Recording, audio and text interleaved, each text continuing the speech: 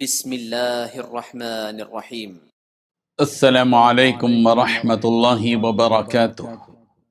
الحمد للہ وکفی وسلام علی عبادہ الذین اصطفی، اما بعد۔ حاضرین و ناظرین، یہ درس نمبر 1252 ہے، اور آج سورہ طٰہٰ کی 2 آیتوں کی تلاوت اور تشریح کی جائے گی، آیت نمبر 83 اور 84، 83 and 84۔ چلیے سب سے پہلے ان 2 آیتوں کی تلاوت کرتے ہیں، لفظی ترجمے اور ترجمے کے بعد تشریح کرتے ہیں۔ اعوذ باللہ من الشیطان الرجیم، بسم اللہ الرحمن الرحیم۔ وما اعجلک عن قومک یا موسیٰ قال هم اولئک علی اثری وعجلت الیک رب لترضی، صدق اللہ العظیم۔ لفظی ترجمہ یوں ہے، وما اور کون سی چیز، اعجلک تجھے جلدی لے آئی، عن قومک تیری قوم سے، یا موسیٰ اے موسیٰ، قال اس نے کہا، ہم اولائی وہ لوگ، علی اثری میرے پیچھے آ رہے ہیں، وعجلت اور میں نے جلدی کی، الیکا تیری طرف، ربی اے میرے رب، لترضی تاکہ تو راضی ہو جائے۔ ترجمہ یوں ہے، اور جب موسیٰ کوہ طور پر اپنے لوگوں سے پہلے چلے آئے تو اللہ نے ان سے کہا کہ موسیٰ تم اپنی قوم سے پہلے جلدی کیوں آ گئے؟ انہوں نے کہا وہ میرے پیچھے پیچھے ہی آ رہے ہیں، اور پروردگار میں آپ کے پاس اس لیے جلدی آ گیا تاکہ آپ خوش ہوں۔ ان 2 آیتوں میں 3 باتیں بتلائی گئی ہیں۔ پہلی بات، اے موسیٰ آپ کو اپنی قوم سے آگے جلدی آنے کا کیا سبب ہوا؟ دوسری بات، حضرت موسیٰ علیہ السلام نے کہا کہ وہ لوگ یہی تو ہیں، میرے پیچھے پیچھے آ رہے ہیں۔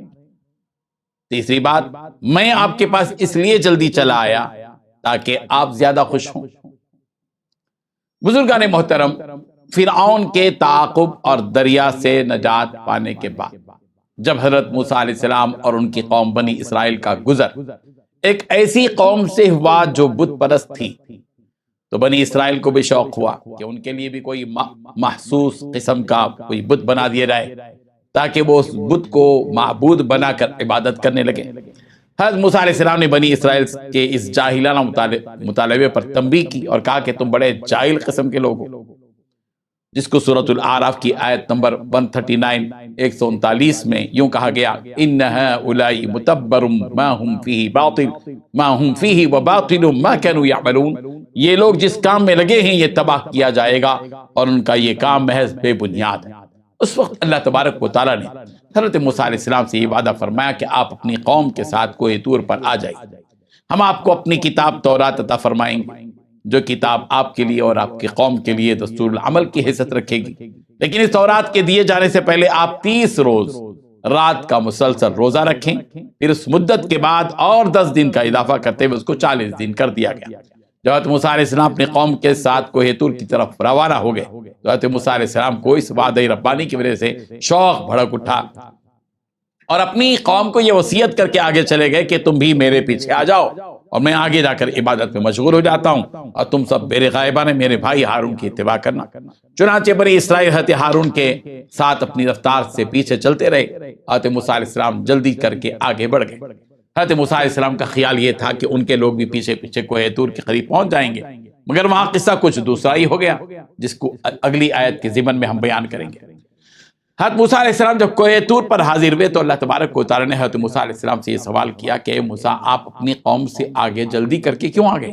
اس سوال کے جواب میں حضرت موسیٰ علیہ السلام نے ایک بات تو یہ بیان کی کہ وہ لوگ یہی تو ہیں، میرے پیچھے پیچھے آ رہے ہیں، اور دوسری بات یہ بیان کی کہ میں سب سے پہلے آپ کے پاس یعنی اس جگہ جلدی سے اس لیے چلا آیا تاکہ آپ مجھ سے زیادہ خوش ہوں، اس لیے کہ یہ فطری حقیقت ہے کہ کسی بھی حکم میں پیش قدمی کرنا اور آگے بڑھنا رضامندی اور خوشنودی کا ذریعہ ہے۔ اس کی مثال اس طرح دی جا سکتی ہے کہ استاد اپنے شاگردوں کو بلائے اور اس میں سے جو شاگرد حکم کے ساتھ ہی فوراً ہی لپک کر استاد کے حکم کو بجا لائے اور جلد حاضر ہو جائے، ظاہر ہے کہ استاد اس شاگرد سے زیادہ خوش ہوگا۔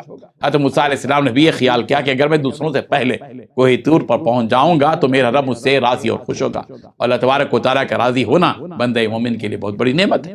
سورۃ البقرہ کی آیت نمبر 207 207 میں ایسے لوگوں کی تعریف کی گئی جو اللہ تعالیٰ کی رضامندی میں اپنی جان تک بیچ ڈالتے ہیں. وَمِنَ النَّاسِ مَن يَشْتَرِي نَفْسَهُ ابْتِغَاءَ مَرْضَاتِ اللَّهِ وَاللَّهُ رَءُوفٌ بِالْعِبَادِ. اللہ تعالیٰ کو وہ بندے محبوب ہیں جو اس کی رضامندی میں نیک اعمال بجا لاتے ہیں. سورۃ البقرہ کی آیت نمبر 265 265 میں کہا گیا وَمَثَلُ الَّذِينَ يُنْفِقُونَ أَمْوَالَهُمْ ابْتِغَاءَ مَرْضَاتِ اللَّهِ. ان لوگوں کی مثال جو اللہ کی رضامندی میں اپنا مال خرچ کرتے ہیں. تو یہاں اللہ کی رضامندی کا لفظ کہا گیا ہے. اور سورۃ المائدہ کی آیت نمبر 2 میں ان صحابہ کرام کا تذکرہ جو اللہ تبارک و تعالیٰ کے فضل اور اس کی رضامندی کے طلبگار تھے.